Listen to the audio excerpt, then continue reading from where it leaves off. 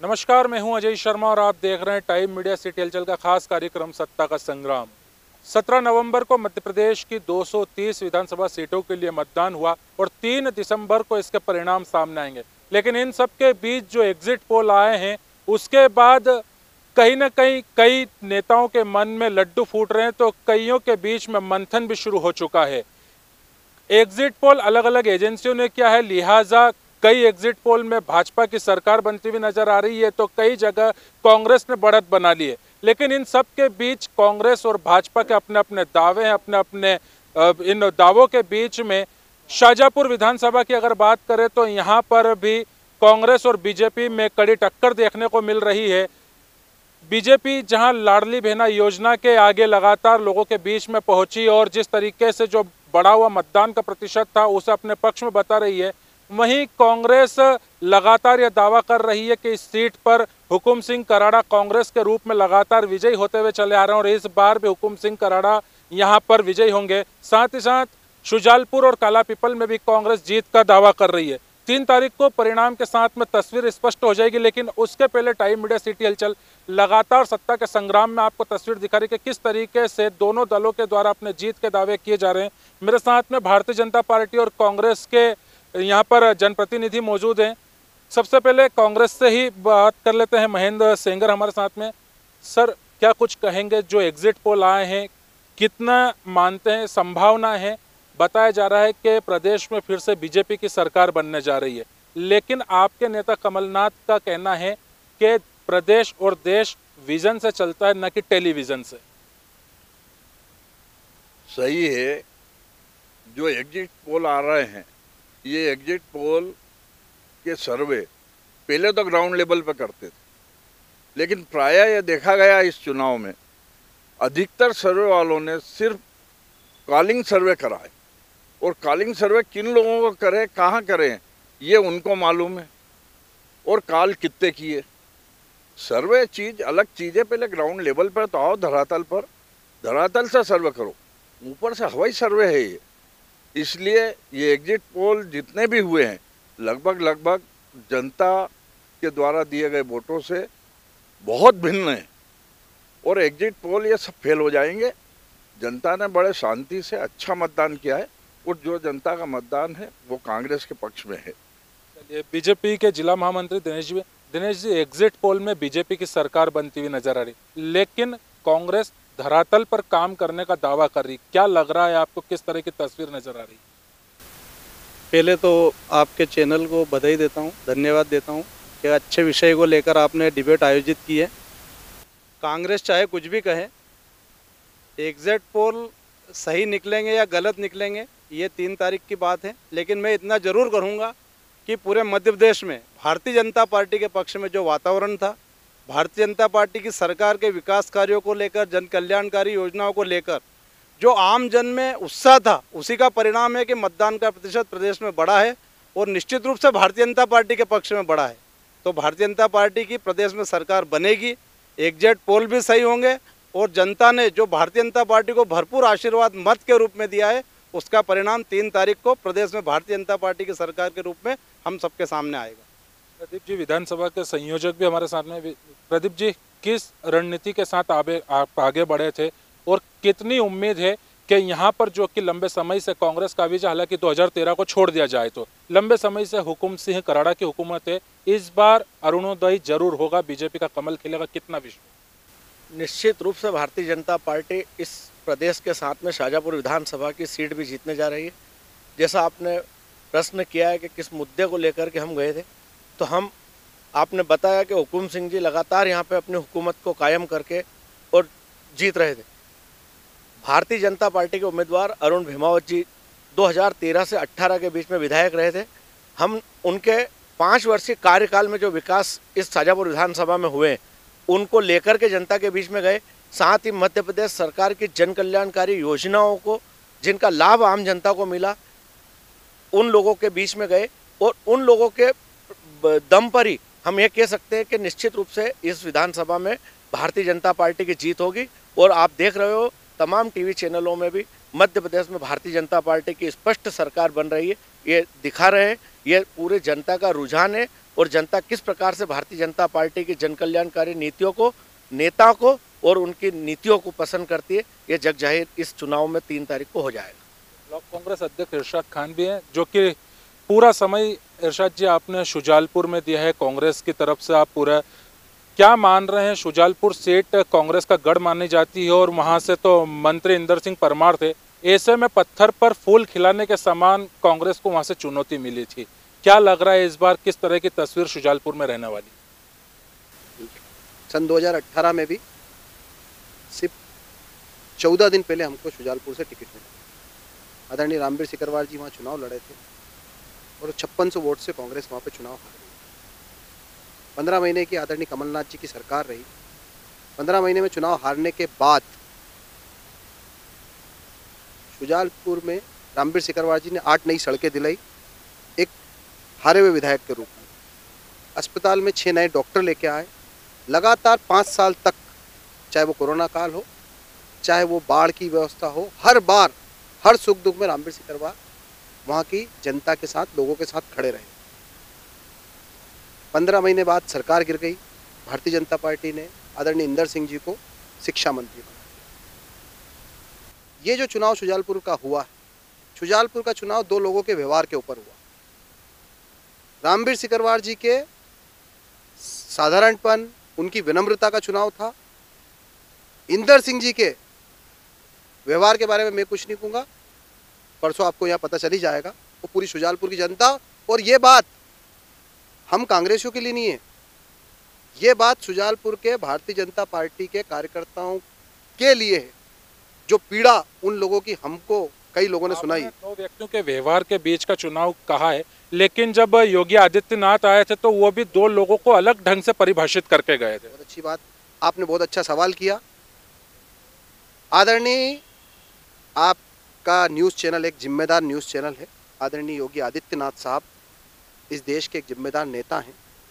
Bharatiya Janata party के नेताओं को यही नहीं पता है कि रामवीर सिंह सिकरवार वर्तमान में पिछले 5 साल से रामवीर सिंह सिकरवार जी के नाम पर दारू का कोई व्यवसाय नहीं है। रामवीर सिकरवार जी दारू का कोई व्यवसाय नहीं करते हैं। ये बात मैं आपके चैनल के माध्यम से भारतीय जनता पार्टी के लोगों से और आदरणीय इंदर सिंह जी को बता देता हूँ। दूसरी बात, एक बात और सुन लीजिए, जिनके लिए उन्होंने शिक्षा का कहा ना, भैया 58 साल में शिक्षा का मध्य प्रदेश का सबसे खराब परिणाम, आज से 58 साल पहले जब हमारे पास ना तो शिक्षक थे, ना स्कूल थे, ना बिल्डिंग थी, ना व्यवस्थाएं नहीं थी, उससे भी खराब रिजल्ट मध्य प्रदेश का इस बार आया हाई स्कूल का, 58 साल का सबसे खराब। ये माननीय शिक्षा मंत्री जी की देन है, जिनको योगी जी ने शिक्षा और दारू वाला कहा था। बाकी आप सवाल आगे पूछ सकते हैं। रामवीर सिंह सिकरवार के नाम पे कोई दारू की या शराब की दुकान संचालित नहीं होती है, फिर बीजेपी की तरफ से इस तरह के आरोप क्यों लगाए जाते हैं? योगी आदित्यनाथ भी आए थे, मंच से ही कह करके गए थे, क्यों इस तरह के आरोप लगाए जाते हैं? देखिए, हमारे मित्र जो कह रहे हैं ना कि रामवीर सिंह सिकरवार जी के नाम से कोई दुकान नहीं, पहले दारू का पूरा साम्राज्य माननीय रामवीर सिंह सिकरवार ने शाजापुर में बनाया है। आज उनके भाई बंधु के नाम से कारोबार कर रहे हैं। कोई भी कारोबार होता है, मान लो मेरा मंडी में व्यापार है, मैं किसी कारण से उस व्यापार को नहीं कर पा रहा हूँ और मैंने अपने छोरा को उसका उत्तराधिकारी बना दिया, लेकिन कहलाएगा किसका? वो कहलाएगा किरण ठाकुर का ही। इसी प्रकार से दारू का जो भी ठेके हैं वो माननीय रामवीर सिंह सिकरवार के हस्तक्षेप नहीं है, उनमें पूरा हस्तक्षेप है। आज नाम चेंज करके वो दारू की दुकान चला रहे हैं, इसलिए इनका कहना गलत है हमारे मित्र का। लेकिन उमा भारती खुद इस मांग को, मुद्दे को उठा चुकी है कि तमाम दुकानें बंद होनी चाहिए। सरकार आपकी है, मांग आपकी सरकार के लोग उठा रहे हैं, तो क्यों नहीं? ये विषय ये भी है, लेकिन क्यों नहीं? आशीष जी, आप क्या चाहते हैं? मेरा आपके चैनल के माध्यम से यही कहना है कि हमारे राष्ट्रीय नेतृत्व उमा भारती जी ने भी किसी विषय को लेकर अगर कोई वक्तव्य जारी किया है तो निश्चित रूप से संगठन के साथ बैठकर ही किया होगा। आने वाले समय में शासन प्रशासन इसी विषय में आगे भी संज्ञान लेता रहेगा और आने वाले समय में निश्चित रूप से शराबबंदी होनी चाहिए। चलिए, अब शाजापुर विधानसभा की बात कर लेते हैं। हुकुम सिंह कराड़ा लंबे समय से ऐसे जीतते हुए चले आ रहे हैं। 2013 में जरूर अरुण भीमावत यहाँ से विजयी हुए थे, 2018 का परिणाम भी 2023 में किन नीतियों के साथ आप आगे बढ़े हैं और कितनी उम्मीद है कि इस बार अरुण भीमावत यहाँ से विजयी होंगे? मेरा आपसे यही निवेदन है कि मेरे पूर्व वक्ताओं ने जिस प्रकार बताया है कि अरुण भीमावत जी के जो 5 साल के कार्यकाल है, जिसका निर्माण कार्य आज तक भी शाहजहाँपुर के शहर में देखने को मिल सकता है, इस स्थानीय बस स्टैंड जो उनके विधायक कार्यकाल का एक निशानी है। इस प्रकार के अनेक जो योजनाएं उस समय जब लागू की थी और तत्कालीन सरकार 18 में नहीं आ पाई तो उसका अमली जामा अन्य सरकार ने 13 महीने पहनने का प्रयास किया है। लेकिन मेरा आपके माध्यम से यही निवेदन है कि हमने जो विकास कार्य किए उस पर हमने जनता के बीच जाकर वोट मांगा है। साथ ही मध्य प्रदेश की और देश की सरकार के जन कल्याणकारी योजनाएं, चाहे वो लाडली बहना योजना हो या हमारे किसानों की योजना हो, कि जिस प्रकार की मध्य प्रदेश की योजना सभी हम जनता के बीच जाकर रखी, उसका परिणाम रहा कि जनता ने भी दिल खोलकर और मतदान वाले दिन अपने मुख से यह प्रतीत कर दिया है कि इस मध्य प्रदेश में कमल खिलने वाला है। योजना बनाम ओल्ड पेंशन स्कीम, लगातार क्या लगता है कि ये जो परिणाम आएंगे इसमें देखने को मिलेगा? ओल्ड पेंशन स्कीम के ऊपर निश्चित रूप से लाडली बहना योजना, प्रधानमंत्री आवास योजना, आयुष्मान कार्ड योजना और गरीब कल्याण के लिए लगातार किए जा रहे कार्य ये भारी पड़ेंगे। और इस प्रदेश के युवाओं के द्वारा जो किए जा रहे समर्थन के आधार पर हम निश्चित रूप से भारतीय जनता पार्टी की सरकार मध्य प्रदेश में बनाने जा रहे हैं।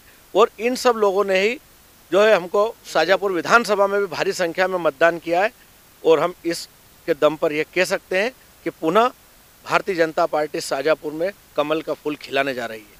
एक सवाल दोनों ही दलों से है कि आप दोनों दावा करते हैं कि नर्मदा परियोजना आप लेकर के आए, सीएम का दावा आप करते हैं, आप विधायक हुकुम सिंह, लेकिन शहर से गुजरने वाली चिल्लर नदी अपनी दुर्दशा पर आंसू बहा रही है। इसका दावा कोई नहीं करता कि आखिर उसका जिम्मेदार कौन है? क्या उस तरफ ध्यान नहीं दिया गया? आप तो लंबे समय से यहाँ पर आपके विधायक है, फिर क्यों इस तरह की दुर्दशा है चिल्लर नदी की? चिल्लर नदी इस शहरी क्षेत्र के अंतर्गत है और वो नगर पालिका के अंतर्गत है। नगर पालिका द्वारा करीब 3 या 4 बार इस चिल्लर की सफाई की गई और करोड़ों रुपए खर्च किए गए, लेकिन आज तक उसका कोई परिणाम नहीं निकला, निष्कर्ष नहीं निकला और नदी वैसी की वैसी हालत में है। वो जनता की गाड़ी कमाई का पैसा जो आया था, उस पैसे को यहाँ के जो जवाबदार लोग थे नगर पालिका के, वो खा गए। आप उसको खाने का उदाहरण आज तक जांच नहीं हुई है, जबकि लोगों ने शिकायतें भी की। 8-10 करोड़ रुपए से उस नदी को छोटी कर दी गई और वहाँ पे सौंदर्यीकरण के नाम पे कर दिया गया। सफाई अभियान में कुछ नहीं करा। सफाई अभियान एक होती तो शमशान घाट के यहाँ से चालू होती और वहाँ जाती तब होता, लेकिन आज तक किसी ने नहीं करा। सिर्फ पैसा खाने का काम करा है और सफाई अभियान 0 है। कहा गया कि इस बार तो हुकुम सिंह कराड़ा को भी गली गली घूमना पड़ा, कहीं ना कहीं बीजेपी से इतनी उन्हें चुनौतियां मिल रही थी कि पोलिंग पर इस बार उन्हें घूमना पड़ा। नहीं, चुनाव है अजय भी, आप जानते हैं चुनाव में तो प्रत्याशी को सभी जगह जाना पड़ेगा, हर वार्ड में जाना पड़ेगा, हर पोलिंग पे जाना पड़ेगा। लोग कहते हैं कि अगर पोलिंग पे प्रत्याशी प्रचार करने नहीं जाएगा तो फिर क्या होगा। लेकिन भैया हुकुम सिंह कराड़ा जो नर्मदा यहाँ पे लाए, उनका ये कहना है कि शाहजहाँपुर नगर से तो आप हारते हुए चले आ रहे थे, इसलिए इस बार आपको उतरना पड़ा, कहीं ना कहीं हार का डर सता रहा था। नहीं, ऐसी कोई बात नहीं है। 3 तारीख का परिणाम आपको शाहजहाँपुर नगर का भी आएगा और आपको यहाँ नगर का भी पता चलेगा कि 3 तारीख में जो परिणाम आएंगे वो सब अधिकतर सबके मुँह बंद करने वाले आएंगे। शुजालपुर के पास काला पीपल भी किस तरह से वहाँ पे, क्योंकि कुणाल चौधरी क्या लग रहा रिपीट होंगे या अपनी पार्टी से वहाँ उन्हें टक्कर मिल? देखिए, कुणाल चौधरी इस मध्य प्रदेश के उन विधायकों में से है जो 365 दिन 24 घंटे जनता के बीच में खड़े रहते हैं। कुणाल चौधरी का परिणाम शुरू के, मेरी बात आप याद रखना, आपके कैमरे में रहेगी, शुरू के 6-7 राउंड में ही पता चल जाएगा कि काला पीपल विधानसभा कौन जीत रहा। एक बात, हमारे आदरणीय लोग बहुत भावुक हो रहे हैं। इस बार का आंकड़ा 6-7 राउंड में आमतौर पर जो 2018 का जो मामला था, 2018 से डबल डबल पे आदरणीय कुणाल चौधरी जी पहुंचेंगे और निश्चित तौर पर तीनों राउंड कांग्रेस जीतेगी। अभी आपने चिल्लर नदी का और नमा नर्मदा का जिक्र किया। हमारे कांग्रेस के मित्र हमारे वरिष्ठ महेंद्र सेंगर जी ने बहुत तत्काल प्रभाव से उससे पल्ला झाड़ लिया। आप स्वयं विधायक प्रतिनिधि रहे, उस समय आप चौवन्नी नहीं ला पाए उस नदी के लिए, और आज पूरा उसके लिए आप ढोल रहे हैं। मेरा आपसे निवेदन है, जिस समय माननीय शिवराज सिंह जी चौहान इसी ITI परिसर में पॉलिटेक्निक कॉलेज का उद्घाटन करने आए थे, जब रात्रि विश्राम शाजापुर में किया था, हमने उनका भरड़ में एक कार्यक्रम किया था। भरड़ से लौटते समय वो रपट पे रुके, टार्च की रोशनी में उन्होंने नदी का अवलोकन किया, और उसी दिन उन्होंने 7.5 करोड़ रुपए की राशि 16 करोड़ की राशि उसकी नदी के लिए घोषणा करी। लेकिन 2015 में कांग्रेस की नगर पालिका बन गई, कांग्रेस के अध्यक्ष रहे, उन्होंने उस DPR को बहुत तोड़ मरोड़ कर प्रस्तुत कर दिया। इसलिए उस 7, लेकिन अब तो नगर सरकार, आप बता रहा हूँ ना मैं, जिस प्रकार से जैसे ही सरकार आती वैसे ही हमारी कांग्रेस की सरकार चली गई, तो वो जो 7 करोड़ की योजना है वो 7 करोड़ की रह गई। आने वाले समय में जिस प्रकार से भारतीय जनता पार्टी की सरकार बनती है, जिस प्रकार नर्मदा का पानी हम लाए हैं, शाजापुर चिल्लर का नदी भी कल कल बहेगी, और शाजापुर के नागरिकों को पूर्ववत जैसा स्नान करने का अवसर भी मिलेगा। ये भविष्य की तस्वीर होगी कि कल कल बहेगी, क्योंकि बीजेपी की तरफ से तो लगातार दावा किया जा रहा था कि इसमें नाव चलेगी। क्या लग रहा है, जो बेल्ट है, मक्सी बेल्ट है, आसपास के जो ग्रामीण क्षेत्र हैं, वहाँ से बीजेपी कितनी लीड पे इस बार रहेगी, कितने वोटों से उधर से जीत मिल रही? भारतीय जनता पार्टी की शाजापुर मेरा मक्सी मंडल की बात कर रहा हूँ, 1500 वोट से लीड मिलेगी, पूरे गड्ढा अड्डा सब कवर करके मक्सी मंडल पूरा जीतेंगे। दिनेश जी, क्या कुछ कहेंगे? अब तो चूंकि सर्द हवाओं का दौर जारी है, लेकिन चर्चाओं का बाजार भी गर्म है, क्या कुछ कहेंगे, कितने मतों से विजयी होंगे? जो रुझान आ रहे हैं कार्यकर्ता और ग्रामीण जनों से, जो चर्चा हो रही है, तो निश्चित रूप से शाजापुर विधानसभा भारतीय जनता पार्टी 5000 से अधिक मतों से जीतेगी, और जिले की भी 3 सीटों पे भारतीय जनता पार्टी अच्छी स्थिति में जीतने की स्थिति में है। काला पीपल भी जीतेंगे, शुजालपुर भी जीतेंगे, और प्रदेश में तो प्रचंड मतों से और प्रचंड सीटों से भारतीय जनता पार्टी की सरकार बन रही है। जनता ने भरपूर आशीर्वाद शिवराज सिंह जी चौहान के कार्यों को, भारतीय जनता पार्टी की नीतियों को, और जो हमारे प्रत्याशी पूरे प्रदेश में चुनाव लड़ रहे हैं उनके कार्य व्यवहार और विकास को दिया है, और निश्चित रूप से भारतीय जनता पार्टी की सरकार बनेगी और जिले की भी 3 सीट जीतेंगी। वैसे आज तो क्या है, मेरा आपसे निवेदन था कि आज की पूरी डिबेट, ये जो चुनाव हुआ, इस पे होनी चाहिए थी, पर फिर भी भैया ने आदरणीय शिवराज सिंह जी की शान में कहा कि वो आए थे और वो टार्च की रोशनी में। आज तक 18 साल में जितनी बार भी शिवराज सिंह जी शाजापुर आए हैं, जिस दिन की ये चर्चा कर रहे हैं, वो दिन सबसे ज़्यादा नौटंकी भरा था। कहीं महेश काका की दुकान पे जैकेट सिलवा दी, कहीं किसी के यहाँ चाय पी ली, और मतलब हर चौराहे पे उस दिन का जो दिन था, हर चौराहे पे शिवराज सिंह जी 2-4 करोड़ रुपए देके गए थे। और उस दिन का दिन एक ऐसा दिन रहा कि एक फूटी कोड़ी इस शाजापुर को नहीं मिली। फूटी कोड़ी उस दिन एक फूटी कोड़ी शाजापुर को नहीं मिली। नंबर दूसरी बात, जो मेरे भाई आप लोग इतने भावुक क्यों हो रहे हैं? आप लोग अच्छा, हमने आप पे कोई प्रश्न नहीं उठाया। अरे आप मेरी बात सुनो, मेरा ये कहना, इतनी कोशिश जनता में करते तो चुनाव जीत जाते, इतनी कोशिश जनता में करते तो चुनाव जीत जाते। ये परिणाम नहीं आता जो 3 तारीख को आने वाला है।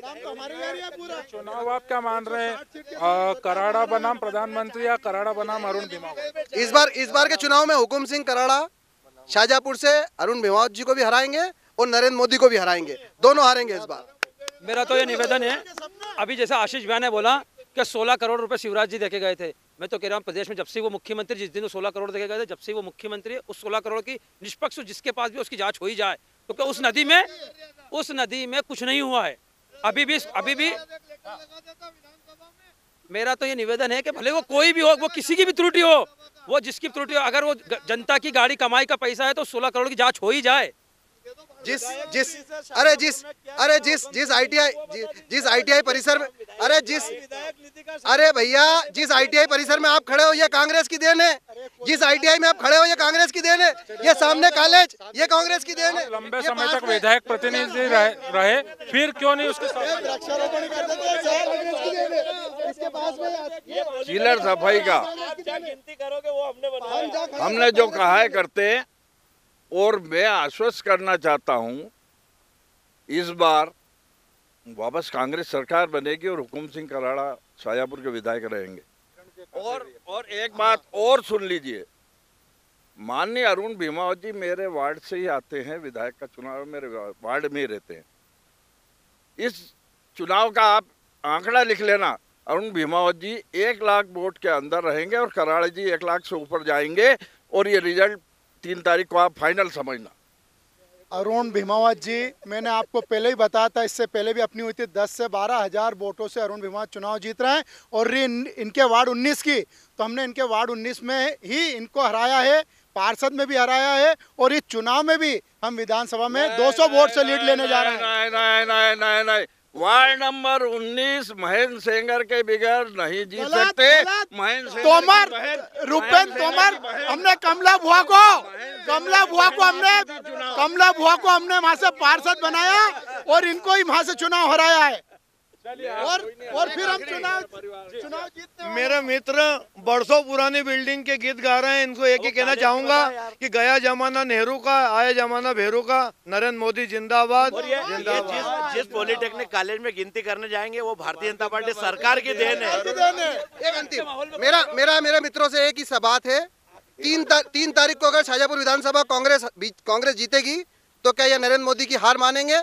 ये कहेंगे कि नरेंद्र मोदी जी हारे हैं, यहाँ आने के बाद एक विधानसभा आने के बाद हारेंगे, ये हार स्वीकार करेंगे? ये कहेंगे कि नरेंद्र मोदी में कोई जादू नहीं है, नरेंद्र मोदी का जादू नहीं चलता है। नरेंद्र मोदी के आने के बाद अगर ये कांग्रेस जीतती है तो मोदी जी का जादू पूरे देश में नहीं पूरे वर्ल्ड में नरेंद्र मोदी जी का जादू है। और शाजापुर में भी इनके पास तो नेता ही नहीं बचे जो बेचारे यहाँ प्रचार करने आते।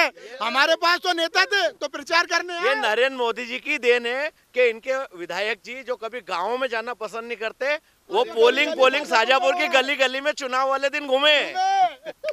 मेरा ये निवेदन था, जिस दिन से नरेंद्र मोदी जी की सभा हुई है इनको अगर 3 घंटे भी सोए हो तो इनसे पूछ लो हाथ रखा के। पूरे जिले में उनका कहना है कि उनके पास बड़े चेहरे, उनका कहना है कि उनके पास चेहरे हैं। इरशाद जी उनका कहना है कि उनके पास चेहरे हैं, आपके पास चेहरा नहीं। अरे भैया एक विधायक सुनने की शक्ति करो, चुप होके सुनो, आप चुप होकर हमारी बात सुनो। अगर एक विधायक अपनी खुद की विधानसभा में प्रचार करता है तो उसको गली गली प्रचार करना कहते हैं। और एक प्रधानमंत्री विधानसभा भटकता रहता है तो उसको कुछ नहीं कहेंगे। एक प्रधानमंत्री विधानसभा भटकता रह रहा है। प्रदीप जी वो भी तो प्रधानमंत्री भी तो प्रचार के लिए आए थे, वो भी तो प्रधानमंत्री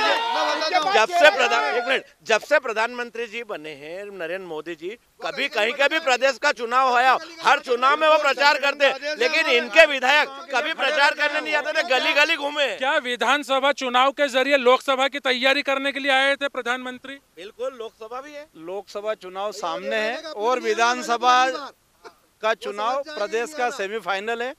मोदी जी हमेशा छोटे कार्यकर्ताओं के लिए प्रधानमंत्री के रूप में छोटे बड़े सभी चुनाव में प्रचार के लिए आते हैं और निश्चित रूप से लोकसभा चुनाव तो प्रचंड मतों से मोदी जी के नेतृत्व में हम जीतेंगे और विधानसभा भी जीतने वाले हैं। और मोदी जी के प्रभाव का परिणाम है कि कांग्रेस के विधायक जो विधायक के रूप में कभी सड़कों पर नहीं गए, कार्यकर्ताओं के बीच में नहीं गए, वो गली गली वार्ड घूम रहे और 3 रात पूरे सोए नहीं थे। ये मोदी जी का कारण हुआ है। मेरा आखिरी लास्ट पहला और जो भी है, संगठन पर आधारित भारतीय जनता पार्टी, इसमें प्रधानमंत्री और कार्यकर्ता बराबर हैं। इनके नेता हो अब ये कपड़े फाड़ रहे हैं। इनके राहुल गांधी काला पीपल में क्या करना आए थे? क्या आलू से सोना बनाना आए थे? आलू से सोना बनाना आए थे क्या काला पीपल में? काय के लिए आए थे? चलिए आप सभी का धन्यवाद। सत्ता का संग्राम टाइम मीडिया सिटी हलचल पर लगातार जारी था। कौन जीतेगा, कौन हारेगा, यह 3 तारीख को पता लगेगा। साथ ही अपने तमाम दर्शकों को मैं बता दूं कि जो परिणाम आएंगे उसकी सीधी तस्वीर आप मेरे साथ टाइम मीडिया और सिटी हलचल पर देखिए। परिणाम का सीधा प्रसारण टाइम मीडिया और सिटी हलचल के जरिए किया जाएगा। स्टेडियम ग्राउंड हो, आज़ाद चौक हो, महूपुरा हो, बड़ी स्क्रीन के जरिए टाइम मीडिया और सिटी हलचल अपने तमाम दर्शकों के लिए परिणाम की सीधी तस्वीरें पहुंचाने का काम करेगी। लेकिन उसके पहले तमाम तरीके के दावे और वादे भाजपा और कांग्रेस के जरिए किए जा रहे हैं। आप बने रहिए मेरे साथ और देखते रहिए टाइम मीडिया सिटी हलचल शाहजहांपुर।